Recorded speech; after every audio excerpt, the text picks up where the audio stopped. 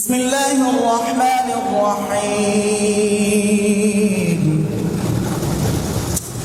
وما هذه الحياة الدنيا إلا لهو ولعب وإن الدار الآخرة لهي الحيوان। যদিও 2 বছর হয় নাই আপনাদের এই মসজিদে, মোটামুটি মনে হয় 2 মাস কম, 2 বছর মনে হয়েছে, 2 মাস কম। তো মানসিকভাবে মনস্থির করেছি যে আপনাদের কাছ থেকে হয়তো আমি ভাবতেছি আর কি যে এটা একটা সময়, যে সময় আপনাদের কাছ থেকে বিদায় নেওয়াটা আমার জন্য ভালো, এবং এটাই মসজিদের জন্য ভালো, এলাকার জন্য ভালো। আমি এটা সর্বদিক থেকে ভালো দেখতেছি। এখন আপনাদের কারণ প্রশ্ন থাকতেই পারে যে কি কারণ, ওই কারণগুলোই কিছু স্পষ্ট করে আজকের আলোচনা এখানেই শেষ, এই আর কি বিষয়। আচ্ছা, তো মূলত আমরা যখন এখানে গত 1.5 বছর আগে যখন আমাদের এখানে আপনাদের ইন্টারভিউ প্যানেলে ইন্টারভিউ হয়, ইন্টারভিউ নেওয়া হয়, এখানে তো অনেক আলেম ওলামা এসছেন। তো ইন্টারভিউ যারা নিয়েছেন, খুব হার্ড ইন্টারভিউ হয়েছে কিন্তু আপনাদের এখানে। এত হার্ড ইন্টারভিউ ঢাকা শহরের কোনো মসজিদে আসলে হয় না, খুব হার্ড ইন্টারভিউ হয়েছে। ইন্টারভিউ নিয়েছেন 2 জন মানুষ। একজন তো হইলেন আপনাদের মাহদি ভাই, আমাদের আপনাকে মাহদি। আরেকজন হইল ওনার পুরা নামটা আমার মনে নেই, ওনার সংক্ষিপ্ত নাম হচ্ছে চিশতি হুজুর বলে, উনি ছিলেন মেইন। তো এই ইন্টারভিউর একটা ঘটনা, একটা বাস্তবতা, যেটা আপনারা কেউ এতদিন জানতেন না, হয়তো আমার মতো করে তো জানতেন না, কারণ আমি তো প্রার্থী ছিলাম, ইন্টারভিউ তো আমি দিছি। তা আমার চাইতে আর যে ইন্টারভিউ নিছে তার চাইতে এখানে ভিতরের ঘটনা বাকিরা তো ভালো জানার কথা না, ঠিক না? এটা তো সবচেয়ে ভালো জানবে কি হয়েছে না হয়েছে, এটা তো সবচেয়ে ভালো জানবে যিনি নিছেন 1 নম্বর। 2 নম্বর যে প্রার্থী, যে এখানে ইন্টারভিউ দিচ্ছে, সেই এটা ভালো জানবে। তো মূলত আমার মৌলিক পরিচয় হলো, বাংলাদেশে আহলে সুন্নাহ ওয়াল জামাতের 2টা ভাগ আছে। এটা আবার একটা আরেকটারে দেখতেও পারে না এবং অ্যাকসেপ্টও করে না। একটা হলো বেরলভী ধারা, বেরলভী যারা আবার নিজেদেরকে সুন্নি বলেই দাবি করে, আরেকটা হলো দেওবন্দি ধারা। 2টাই আহলে সুন্নাহ, কিন্তু একটা আরেকটার আহলে সুন্নাহ মনে করে না, বুঝতে পারছেন? তো সাধারণত আমাদের দেশে এই 2 ধারারই আলেম, এই 2 ধারারই মৌলিক মেন স্ট্রিম আলেম এই 2 ধারারই হয়। আচ্ছা, এর মধ্য থেকে আমি কোন ধারার, এটা অনেকের প্রশ্ন ছিল অনেক আগে। কেন প্রশ্ন করতে হইতো, এটা একটা কারণ আছে। কারণ আমার এই মিম্বারকে আমি কোনো ধারার দাওয়াতের জন্য ব্যবহার করি নাই, কোনো দলের জন্য ব্যবহার করি নাই, কখনোই না। যার কারণে বুঝাই যাইতো না যে উনি আসলে কোন ধারার লোক। আমি আসলে দেওবন্দি ধারার লোক, মানে কওমি ধারা, হ্যাঁ কওমি ধারার লোক। কিন্তু এই মসজিদে 1.5 বছর বা 2 বছর ছুঁই সময়ে এক মুহূর্তের জন্য দেওবন্দের বা দেওবন্দি পন্থার দাওয়াত কোনো মুসল্লিকে আমি দেই নাই। একটা কারণ আছে, এটা পরে আসতেছে। তো আমি যখন এখানে ইন্টারভিউ দেই, তো আমার সার্টিফিকেট, তারপরে আমি কোন, এগুলো তো ক্লিয়ার। মানে যারা ইন্টারভিউ নেয় তাদের কাছে তো এগুলো ক্লিয়ার না, তারা তো ইন্টারভিউ নিচ্ছে। প্রথম ইন্টারভিউর প্রধান সাবজেক্ট এগুলো, পরিচয়, অবস্থান। তা আপনাদের এখানের ইন্টারভিউ যারা নিছে তারা বড্ড ইনসাফের সাথে ইন্টারভিউ নিছে, আসলে ইনসাফের সাথে। এই কথাটা আপনারা অনেকেই জানতেন না, অনেক মুসল্লি জানতেন না। এখানে একটা ঘটনা বলি। আমার এক ভাই, যারা ইন্টারভিউ নিছে ওনাদের দলের এক ভাই, ওনাদের দলেরই 2-3 জন প্রার্থী ছিল, কিন্তু আমি কিন্তু তখন ওনাদের কেউ না, মানে ওনাদের ঘরানা বা একটা বিভিন্ন দল থাকে না, ওই দলের দিক থেকে আমি ওনাদের কেউ তখন না। কিন্তু স্বাভাবিকভাবে ইন্টারভিউর মধ্যে কোনো কারণে, হয়তো আমার সেই যোগ্যতা নাই, কিন্তু কোনো কারণে আমি ফার্স্ট হয়ে গেছি। মৌখিক ইন্টারভিউতে আমি ফার্স্ট হয়েছি, যে খুব আহামরি ব্যবধানে তা কিন্তু না, হয়তো 19-20 ব্যবধান ছিল। বাকিরা যারা ছিল এরাও কিন্তু ভালো ছিল। আমি ফার্স্ট হয়েছি, সেটা খুব ব্যবধান মনে হয় না, 19-20, তবে আমি ফার্স্ট হয়েছি, এটাও সত্য। তো পরে সম্ভাবনা ছিল যে ওনারা ওনাদের দলের লোককে এখানে টানবেন, বা ওনারা যদি বলে দিত ওনারা যাকে ফার্স্ট বানাবেন, যদি ইন্টারভিউ ওনারা নিছেন, ফার্স্ট যাকে বানাবেন, এই 2-1 নাম্বার এদিক সেদিক করে ফার্স্ট বানানো, এটা একজন পরীক্ষকের জন্য কোনো ব্যাপার না, কোনো ব্যাপার না। কিন্তু ওনারা এটা করেন নাই। যদি ওনারা দেখছেন আমি ওনার দলের না, কিন্তু ইন্টারভিউর জায়গায় কোনো খেয়ানত ওনারা করেন নাই। ওনারা যা আসছে তাই দিচ্ছেন। দেওয়ার পরে স্বাভাবিকভাবে আবার 3 জনকে সিলেক্ট করা হলো, 3 জন জুমা পড়াবে। তো সিস্টেমটা এভাবে হলো, যিনি ফার্স্ট, আপনার মাহফিলে দেখবেন প্রধান বক্তা সবার শুরুতে না লাস্টে, শেষে না প্রধান বক্তা। যেহেতু আমি ফার্স্ট হয়েছি, তো 3 জুমাতে সবার শেষে রাখছে কারে? আমাকে। সবার শেষ জুমাটা দিছে আমাকে। যিনি থার্ড হয়েছেন তিনার দিছে প্রথম জুমা, যিনি সেকেন্ড হয়েছেন ওনার তো মাঝখান সেকেন্ড জুমা, আর ফার্স্ট যিনি ওনার লাস্ট জুমা দিচ্ছে। তো আমার ওই সময়ের আলোচনা, আজ থেকে 1.5 বছর আগে, ওই সময়ের আলোচনার পরে এখানের মুসল্লিদের ম্যাক্সিমাম, বেশিরভাগ আমার, এটা ওই মাহাদি ভাই আমাকে বলছে যে এটা আমরা মিটিং বসছি, সবার মতামত নিচ্ছি, মতামতটা আপনার কথা বেশি আসছে। একটা তো ইন্টারভিউ আছে, ওটা তো আছেই, ওটা দেখে তো আমরা 3 জনকে সিলেক্ট করলাম। এই 3 জনকে আবার জুমা পড়াইলাম, জুমাতে দিয়ে আবার মুসল্লি দেখাইলাম। এবার মুসল্লিরা যাকে বেশি বলবে আমরা জাস্ট তাকে নিয়ে নিব।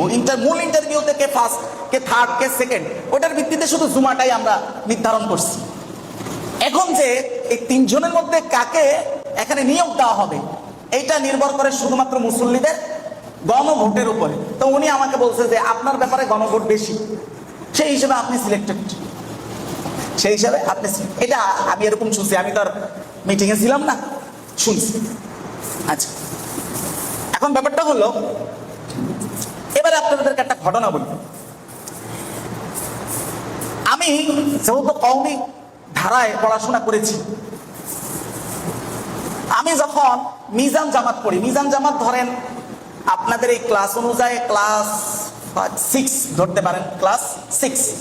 তো ক্লাস 6 কিন্তু অনেক নিচের, এখনো কিন্তু কোরআন হাদিস ওইরকম বুঝার কোনো অবস্থা আমার হয় নাই, একেবারে ছোট, মাত্র ফাউন্ডেশন।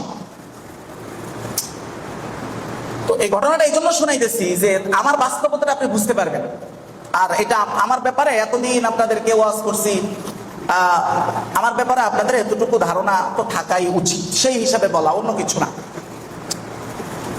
তখন আমাদের একটা মাসিক পত্রিকা ছিল, নাম হচ্ছে আল কাউসার, পত্রিকার নাম, মাসে এটা ছাপানো হইত।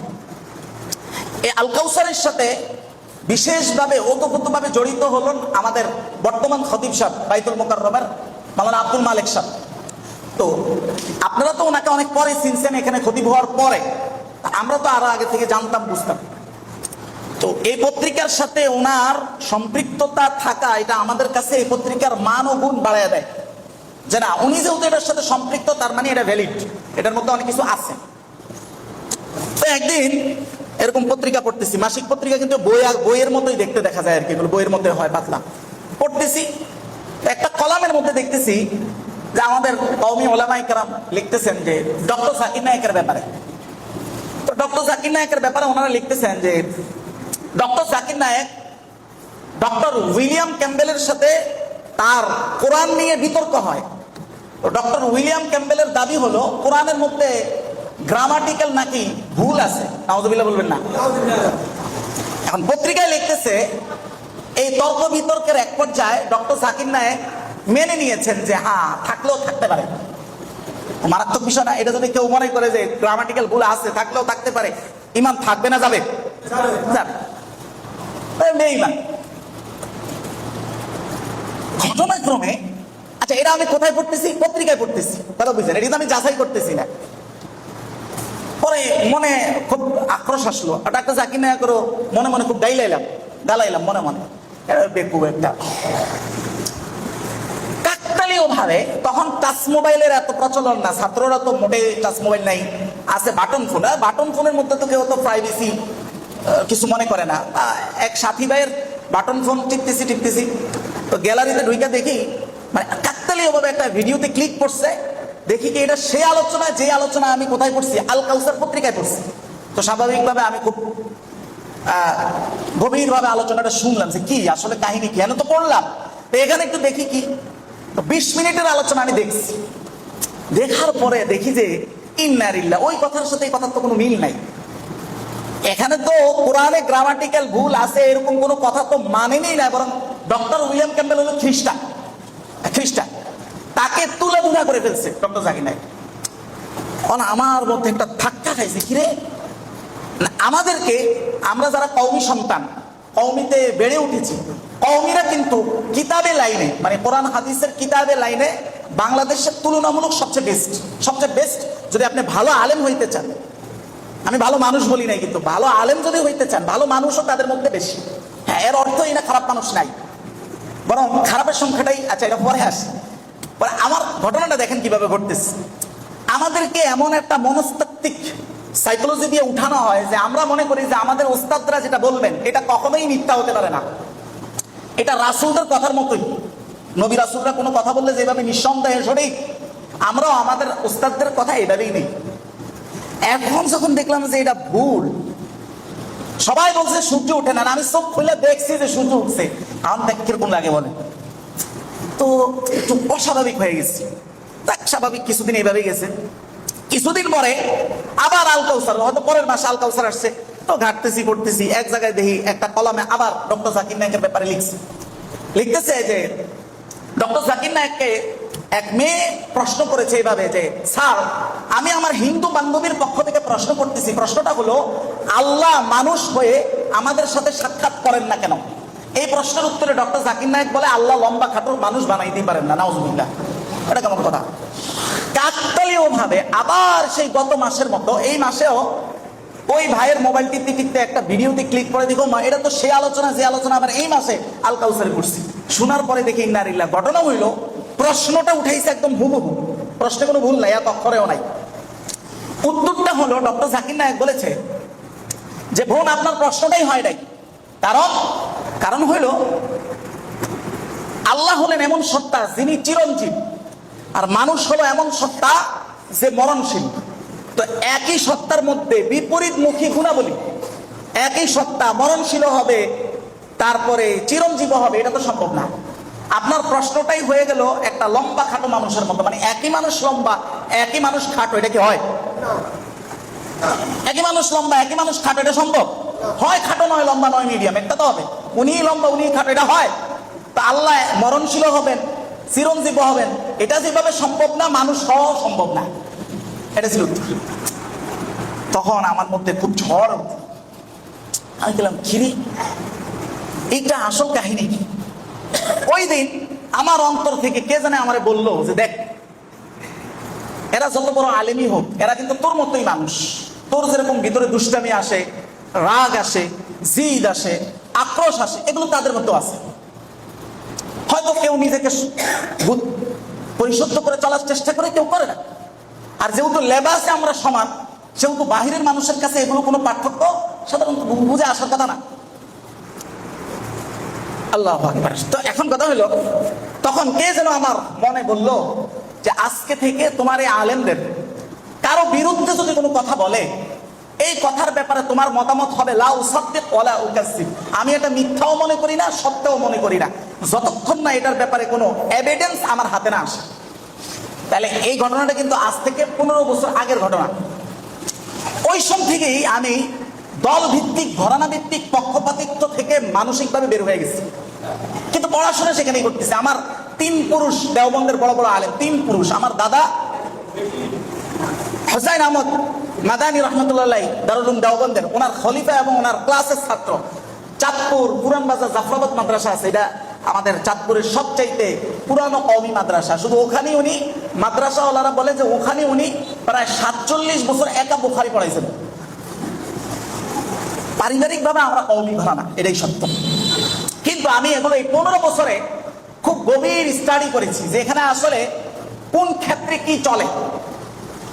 এই 15 বছরের স্টাডিতে আমি যেটা পেয়েছি সেটা হলো, যদিও আলহামদুলিল্লাহ আমাদের কওমিদের দ্বারা, এবং আমি যদিও আহলে হাদিসদের সাথে আবার কওমিদেরও পার্থক্য আছে থাকলেও, এই দুইটা দলের দ্বারা বাংলাদেশে অনেক ইসলামের খেদমত হয়েছে, অনেক ইসলামের খেদমত হয়েছে এই দুইটা দলের দ্বারা। কওমিরা কিন্তু হানাফি, এরা কিন্তু আবার আহলে হাদিস না। তবে আমি যেহেতু নিরপেক্ষ জায়গা থেকে কথা বলি, কাউকে তার উপরে জুলুমকৃত কোনো কথা আমি বলতে চাই না। আবার কোন সত্য যদি আমার বিরুদ্ধে যায়, আমার বাপদাদার বিরুদ্ধে যায়, সেটাও গোপন রাখতে চাই না। আর এটাই আল্লাহ তাআলার নির্দেশ। আল্লাহ বলেন সত্য সাক্ষী দাও, ওয়ালাউ আলা আনফুসিকুম, যদি সেই সত্য সাক্ষী তোমার নিজের বিরুদ্ধেও যায়, আউল ওয়ালিদাইনি, যদি সেটা তোমার পিতামাতা, আউল আকরাবিন, সেটা তোমার দল, তোমার নিকটাত্মীয়, যার বিরুদ্ধেই যায়, সেই সত্য সাক্ষী দেওয়ার নির্দেশ কার? এখন এই 15 বছরের স্টাডিতে আমি দেখলাম যে আসলে এখানে মূল কাহিনীটা হলো, যেহেতু আমি জায়েজ না জায়েজের প্রশ্ন বলতেছি না, যে ইমামতি করে টাকা নেওয়া জায়েজ কি না জায়েজ, এটি আরো অনেক হাই একাডেমিক বিষয়, ওগুলো আমি আজকে আনতেছি না। কিন্তু যেহেতু গোষ্ঠীগতভাবে আমরা এই ইবাদতের উপরে আমাদের রুটি রুজি হয়, আর ইবাদতের উপর যদি কারো রুটি রুজি নির্ভর করে একমাত্র পুরো গোষ্ঠী, তাহলে তাদের চরিত্র খারাপ হইতে বাধ্য। কিভাবে চরিত্র খারাপ হইতে বাধ্য? তো বুঝেন বিষয়টা। বিষয়টা হলো, আমি যদি প্রশ্ন করি ডক্টর জাকির নায়েকের ব্যাপারে পুরা কওমি আলেমরা ঐক্যমত হয়ে গেছিল যে এই বেটা কি ইহুদিদের দালাল বা ইহুদিদেরই কেউ, নাউজুবিল্লাহ। এখন কিন্তু এটা কেউ বলছে না, এখন কিন্তু এটার ব্যাপারে সবাই বন্ধ হয়ে গেছে। আপনি কি বুঝতে পারছেন এটার মূল কাহিনীটা কোন জায়গায়? কাহিনীটা হলো, ডক্টর জাকির নায়েক তো কথা বলতেন শুধু বাঙালিদেরকে সামনে নিয়ে না, সারা ওয়ার্ল্ডকে সামনে নিয়ে, তাই না? এখন আমাদের এই বাংলাদেশে আমরা মাযহাব হিসেবে সবচেয়ে বেশি ফলো করি হলো হানাফি মাযহাব। কথা ঠিক, হানাফি মাযহাব। এখন এই যে আমাদের হুজুরদের রুটি রুজিটা নির্ভর করে কিসের উপরে? এখানে কয়েকটা লেভেল আছে। একটা হলো একদম গ্রাম্য লেভেলের, কোরআন হাদিস অত জানে না, এই একটা টাইপের হুজুর। এরা সমাজের সাথে আলহামদুলিল্লাহ জানাজা, খতব, মিলাদ, এটার সাথে ভালো সামঞ্জস্য রেখে আলহামদুলিল্লাহ চলতেছে। আর যদি খুব ভালো লেভেলেও হয়, তাও আমাদের কাজ কি বলে? আমরা সমাজ প্রকৃত অর্থে কোনো সমাজ সংস্কারের কাজের সাথে ম্যাক্সিমামরা কিন্তু জড়িত না। আমরা সর্বোচ্চ লেভেলেও গেলেও সেটা হলো ইসলামের বিভিন্ন বিধি বিধানের সমাধান দেওয়া। মানে এই বাংলাদেশের সবচেয়ে বড় হুজুর যিনি, তার কাছ থেকে আপনি কি চান বলেন তো? কি চান? ইসলামের যে কোনো জটিল বিষয় উনি সমাধান দিবেন, এই তো বিষয়টা তো এটাই। আচ্ছা, তো ঠিক যেহেতু এই দেশের ম্যাক্সিমাম আলেমরা হানাফি মাযহাবের অনুসারী, আর ওনারা সর্বোচ্চ সমাধান এইটা হানাফি থট, স্কুল অফ থট অনুযায়ী দেন, আর ডাক্তার জাকির নায়েক এখানে একটা প্যাঁচ লাগাইছে। ওনার অন্য সব ওই যে ধর্মতত্ত্ব নিয়ে উনি যেগুলো বলেন, এগুলো নিয়ে ওনাদের এদেরও কোনো সমস্যা নাই, সে তো ইসলামকে প্রেজেন্টেশন করতেছে। কিন্তু উনি যখন ফিকহি মাসালা বলেন, ফিকহি মাসালা বলেন, তখন অধিকাংশ মাসালা ওনার মিলে যায় ইমাম শাফিঈর মতামতের সাথে। মানে স্কুল অফ থট যেটা শাফিঈ, ওইটার সাথে, হানাফির সাথে না। মানে হানাফির সাথে এটা কন্ট্রাডিকশন হয়। ইমাম শাফিঈর মাযহাব কোথায় মানা হয়? মেইনলি হলো আরবের মধ্যে একেবারে মেইন ঘাঁটি হলো মিশর, জামিয়া আজহার। জামিয়া আজহার আমাদের দেওবন্দীদের বয়স আমি ওই দিনকে দেখলাম 160-65 মধ্যে মনে হবে, না 158 জানি কত এরকম। আর জামিয়াতুল আজহারের বয়স হলো 1100 ছুঁই, মানে 1040 না 45 জানি। 1000 একটা ইউনিভার্সিটির বয়স কত? 1000, ধরেন 1000 বছর, প্রায় 1100 বছর হয়ে যাবে। আর তো জামিয়া আজহার কিন্তু শাফি মাযহাব একদম টোটালটা। অন্য মাযহাব সেখানে ইয়ে আছে, সেখানের ফিকাটা এরকম না, সেখানে আলাদা একটা ইয়ে আছে, সাবজেক্ট আছে, এটা বলে ফিকহে মুকারেন, মানে তুলনামূলক ফিকহ। মানে সবগুলোর মধ্যে কম্পারিজন করে একটা ফিকহ আছে এখানে, সব মাযহাবের ইয়ে আছে এখানে, কোনোটাই আমার নিষিদ্ধ না। বাকি মেইন স্ট্রিম হলো সেখানে শাফি মাযহাব। এখন ডক্টর জাকির নায়েক যখন টিভিতে আপনার এমন একটা মাসালা দলিল দিয়ে বলবে যে এটা হানাফি মাযহাবের সাথে মিলে নাই, এটা মিলে গেছে শাফি মাযহাবের সাথে।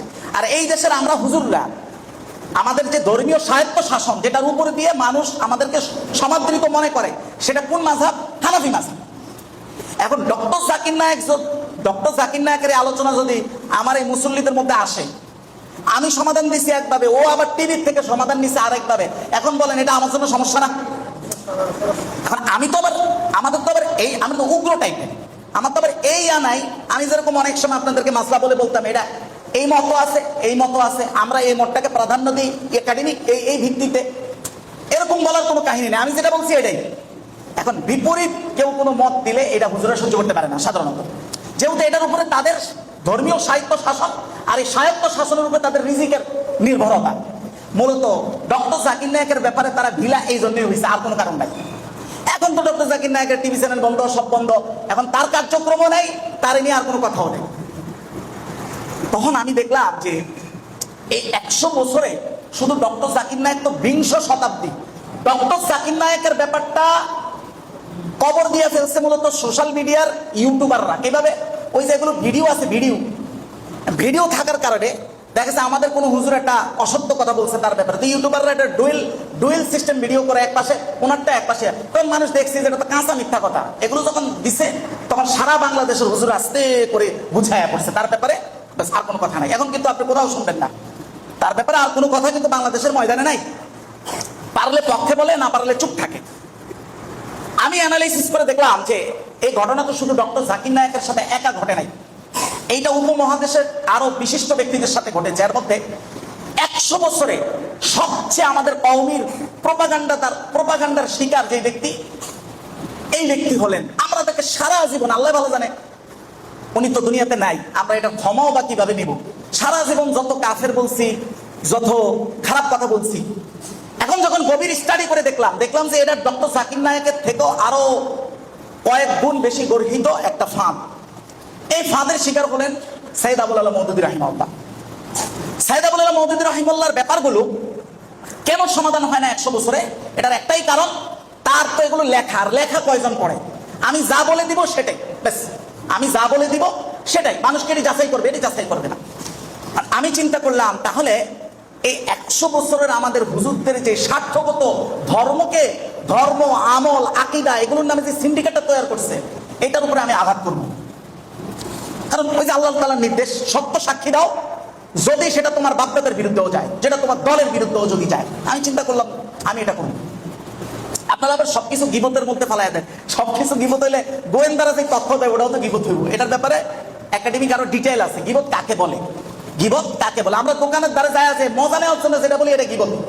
কিন্তু আপনি যদি মনে করেন জানলেন অমকে প্ল্যান করতেছে এই ব্যক্তিরে হত্যা করে ফেলবে, আপনি যদি তারে জানায় দেন যে দেখো তোমার কিন্তু হত্যা করবে, তুমি সাবধান হও, এটা গীবত হবে? কথা বললেন এটা গীবত হবে? আপনি কি করছেন? এটা গীবত করছেন না সাবধান করছেন?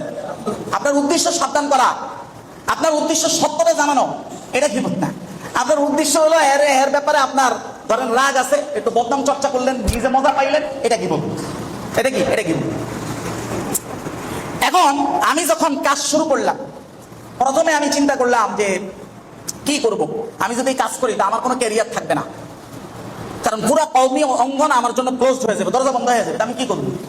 পরে আমার এর মধ্যে চেতনায় আসলো যে প্রয়োজন একজন কৃষক, কওমি মাদ্রাসার মধ্যে এখন যে অবস্থা, এক হুজুর আরেক হুজুরের পিছনে লাগিয়ে থাকে, তারপরে বেতন হলো 10-12 হাজার টাকা, তারপরে মানে দূরে থাকা লাগে, সন্তান স্ত্রী সবাই থেকে দূরে থাকা লাগে, এত স্ট্রেস। এরপরে আপনার বোবা শয়তান মানে হলো হক কথা না বলার, চুপ থাকা, এই যে রসুল বলছে এটা বোবা শয়তান, এই অপরাধও আমার মাথায় নিয়ে 10-12 হাজার টাকার এই এটার মধ্যে থাকার দরকারটা কি? তো 10-12 হাজার টাকা ইনকাম তো আমার দেশের অনেক কৃষকরাও করে, আমি কৃষিকাজ করি, সমস্যা কি? এটা বাদ দিই, কৃষিকাজ করি, পার্ট টাইম কোরআন হাদিস চর্চা করি। যখন এটা আমি মনে স্থির করলাম, তখন আমার সামনে কিন্তু আর কোনো বাধা নেই। যখন আমি চাকরির মুখাপেক্ষি মোটেও না, মন থেকে যখন এটা চলে গেল, তখন কিন্তু আমার হাতে আর কোনো বাধা নাই। কাজ শুরু করলাম আমি সোশ্যাল মিডিয়ায় অল্প দিনে আমার এই কাজ সারা বাংলাদেশে ঝড় তুলল। কিছুদিন আগেও মনে দেখছিলাম আমার সর্বশেষ সংখ্যা হলো 4 মিলিয়ন। 4 মিলিয়ন মানে হলো মোটামুটি এই দেশের 40 লাখ মানুষ আমাকে অলরেডি জানে, চিন। এই দেশের কয় লাখ? 40 লাখ মানুষ, মানে মোট জনসংখ্যা অনেক কম, কিন্তু আমার জন্য এটা অনেক বেশি। মোটামুটি আলেম সমাজের বাংলাদেশের আনাচে কানাচে এখন কেউ চিনে না, এরকম খুব কম। এখন আমার এই কাজগুলো যখন গেল, এর মধ্যে এখন পর্যন্ত 200 এ পর্যন্ত মানে 200 আলোচনা গেছে।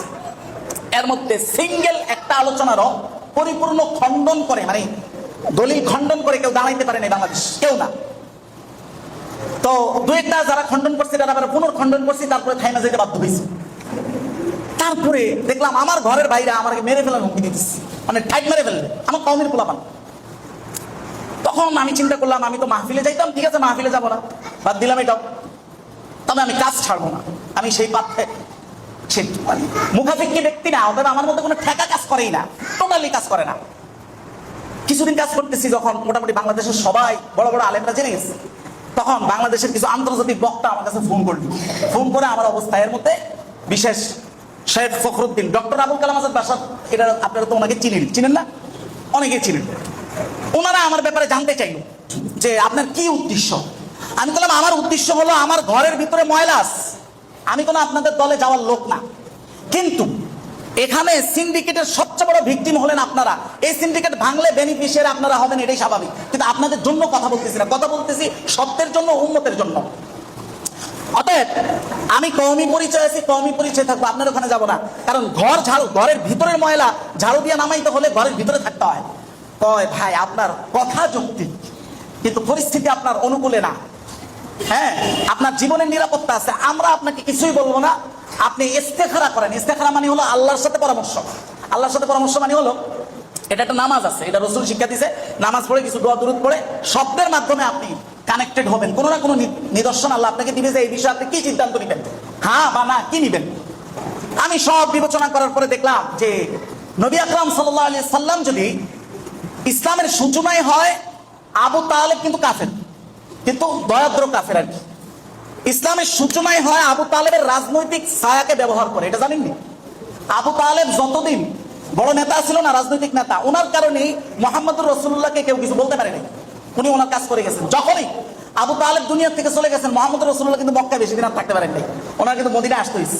তো ততক্ষণ পারছেন যতক্ষণ আবু তালেব কি ছিল, অথচ কাফের।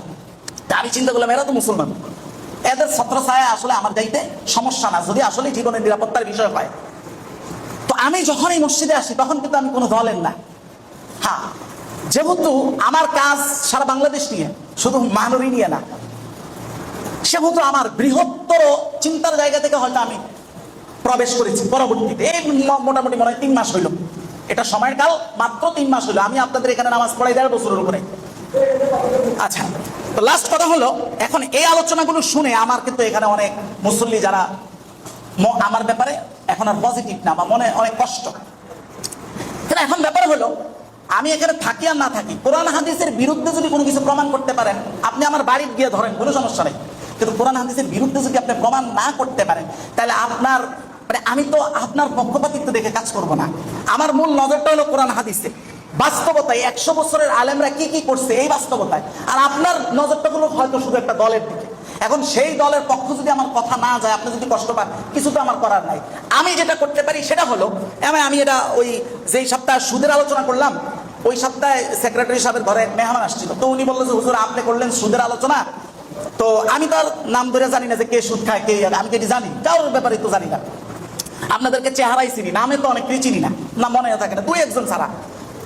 তো উনি বললো যে হুজুর আমি নাই না দেখলাম যে 5-7 জন 10 জন মিলে আপনার ব্যাপারে যা ইচ্ছা তা বলতেছে, এদের একটাই কথা, আপনি অমুক দলের তমুক দলের এই বিষয়।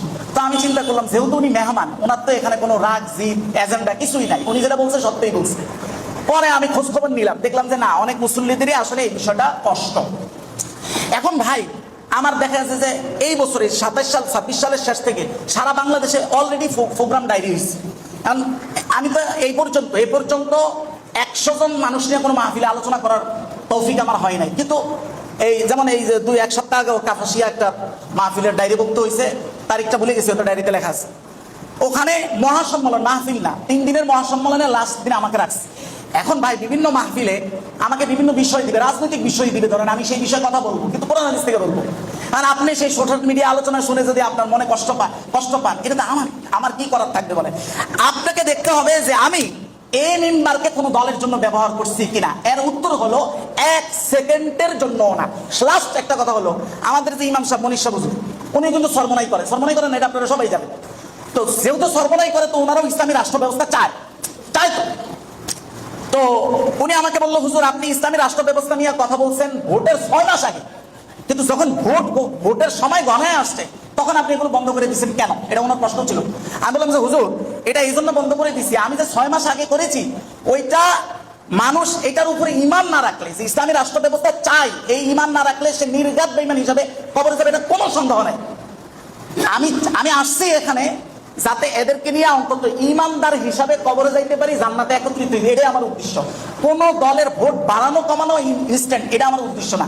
এই জন্য ভোটের আগে আমি এই আলোচনা বন্ধ করে দিচ্ছি, যাতে কেউ এটা না বুঝে যে এখন আলোচনাগুলো মনে হয় কোরআন হাদিসের জন্য করে না, এখন মনে হয় অমুক দলের জন্য করে, এই জন্য বন্ধ করে দিচ্ছি। আপনারা এটা খেয়াল করছেন মনে হয়, খেয়াল করছেন, আলোচনা বহু আগে করছি, এরপরে আর করি না। এখন কথা হলো ভাই, এখানে মুসল্লিদের অধিকার আছে। আমি টেম্পোরারি, আমি একজন মেহমান, আমি এখান থেকে চলে গেলে কিছুদিন হয়তো বয়ে থাকলো, আরো বড় বড় জায়গায় হয়ে যেতে পারে, আমার ব্যাপার না, সারা বাংলাদেশ এখন আমার চিনি। কিন্তু এইখানে আপনারা যারা একসাথে থাকেন, আপনাদের এই ঐক্যটা থাকা জরুরি। কোনো একজন বহিরাগত খতিবের জন্য, আলেমের জন্য এই ঐক্য ভঙ্গ করা এটা ঠিক হবে না। আমি মনে করি এই জায়গাতে এমন একজন খতিব দরকার, যিনি মোটামুটি হলেও, যদিও কোরআন হাদিস আপনি স্বচ্ছভাবে বললে কখনোই সবাইকে আপনি এক মতের উপরে সন্তুষ্ট রাখতে পারবেন না, এটা নবী রাখতে পারে না, আমি রাখতে পারবো থেকে। তারপরেও যতটুকু রাখা যায়, আমি যেহেতু সারা বাংলাদেশে প্রোগ্রাম করবো, সারা বাংলাদেশে কথা বলবো, আমার কত কথা কতভাবে যাবে, এগুলো যদি আপনি সব, আমি কি জায়গির মাস্টার যে আয়সা আয়সা মালিকের কাছে এটার হিসাব দিব কোথায় কি বলছি, এটা তো না। এই জন্য আমি মনে করি, আমার দিল থেকে এটা মনে হয় যে এমন একজন খতিব দরকার, যিনি মোটামুটি সবাইকে নিয়ে গুছায়া এই কার্যক্রমটাকে আগায় নিতে পারবেন। এটা হলো আমার মতামত। সেই হিসাবে মোটামুটি ভাবে আমি চাই যে এই ভাইদেরকে আর কষ্ট না দিই।